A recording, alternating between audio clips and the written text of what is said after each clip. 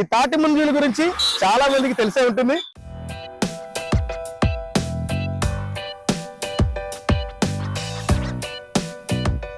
ఇప్పుడు ఇంకా ఈ తాటి ముంజుల్ని సప్లై చేసే వాళ్ళు కూడా, ఈ తాటి ముంజుల్ని అమ్మేవారు కూడా చాలా వరకు తగ్గిపోతున్నారు. ఎందుకంటే దీని వల్ల లాభం అనేది చాలా తక్కువ ఉంటుంది, కష్టం ఎక్కువ ఉంటుంది. పూసిన వాళ్ళకి 1000 రూపాయలు కట్టాలి, ఆటి మీద వేసుకొస్తే 200 కట్టాలి.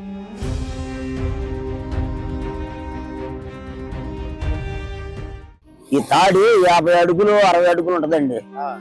దానికి ప్రమాదం జరిగితే చాలా ఇబ్బంది ఉంది. అట్ట కోల్పోయిన కూడా ఉన్నారు. గతి లేక చేస్తానండి. ఇది తింటే చాలా వరకు మంచిదని మాకు రూపాయి వస్తానే రోడ్డు మీద కొన్నామండి. ఏదైనా జరిగితే మనకి పెట్టుకోండి. Welcome to real TV Telugu. నేను మీ విజయ్. సమ్మర్ ఫ్రూట్ అనగానే మనలో చాలా మందికి మ్యాంగోస్ గుర్తొస్తాయి, కానీ ఈ తాటి ముంజుల గురించి చాలా మందికి తెలిసే ఉంటుంది. ముఖ్యంగా మన అమ్మమ్మలకి, మన నాన్నలకి ఈ తాటి ముంజుల గురించి బాగా తెలుసు. ఎందుకంటే ఈ తాటి ముంజుల యొక్క ప్రాముఖ్యత ఏంటంటే చాలా మంది ఇప్పుడున్న జనరేషన్ కి తెలిగిపోవచ్చు, కానీ మన పెద్దవాళ్ళకి బాగా తెలుసు. ఎందుకంటే ఈ సమ్మర్ టైంలో ఎండ నుంచి ఉపశమనం లభించి ఈ తాటి ముంజులు తినడం వల్ల చాలా చలువ, అదే విధంగా మన బాడీ కూడా డిహైడ్రేట్ గురి కాకుండా ఉంటుంది.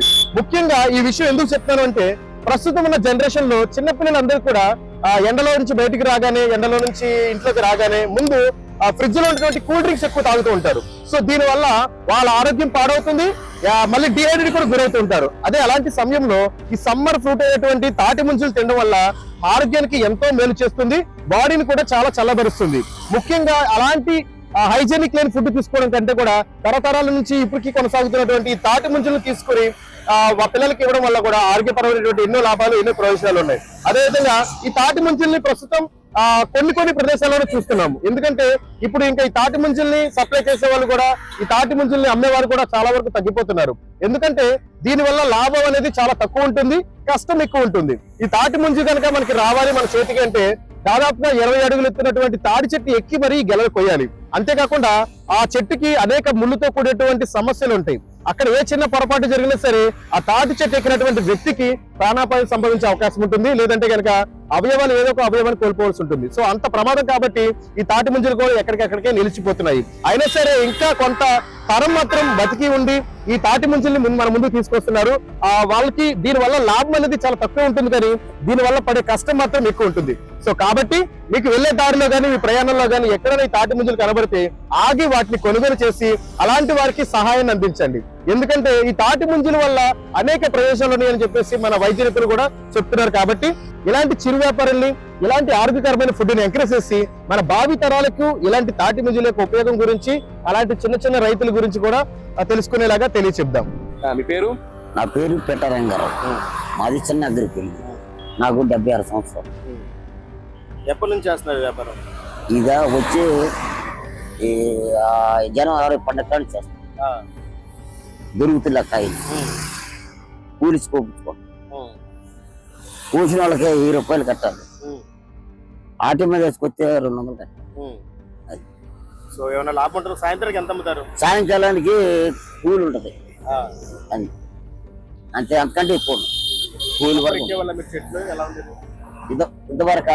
ఇదివరకు ఎక్కితే విధులు తీయడం, ఎక్కపోతే ఖర్చు.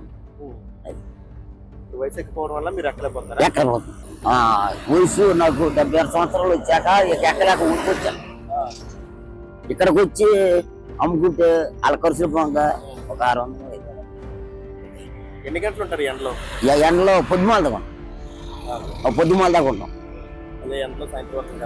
సాయంకాలం వరకు అయితే మధ్యాహ్నం వెళ్తాం, అవ్వకపోతే సాయంకాలం దాకా. ఈ తాడి 50 అడుగులు 60 అడుగులు ఉంటదండి. దానికి ప్రమాదం జరిగితే చాలా ఇబ్బంది ఉంది. అట్ట కోల్పోయిన కూడా ఉన్నారు. గతి లేక చేస్తానండి. ఇది తింటే చాలా వరకు మంచిదని మాకు రూపాయి వస్తానే రోడ్డు మీద కొన్నామండి. అది ఇంతకు ముందు మీరేం చేసేవాళ్ళు? ఇదివరకు ఎక్కాను, తాటే కూర్చోండి. వచ్చే ఆ రోజుల్లో రూపాయి కాళ్ళు చెక్కానండి. తాడి ఇప్పుడు మానేసి 15 సంవత్సరాలు ఇక వెళ్తా తాళి జరుగుతుంది. ఏదైనా జరిగితే మనకి పెట్టేవాళ్ళు. బాబాయ్ థ్యాంక్ యూ సో మచ్, చక్కటి ముంజులు మాకు అప్ చెప్పావు. అదేవిధంగా మా రియల్ టీవీ తెలుగు నుంచి ఒక చిన్న అమౌంట్ అన్నమాట మీకు. ఓకేనా, సంతోషంగా ఉండండి. ఓకేనా, ఇలాగే అభివృద్ధి చేస్తూ ఉండాలని చెప్పేసి కోరుకుంటున్నాము. ఓకేనా, థ్యాంక్ యూ అండి.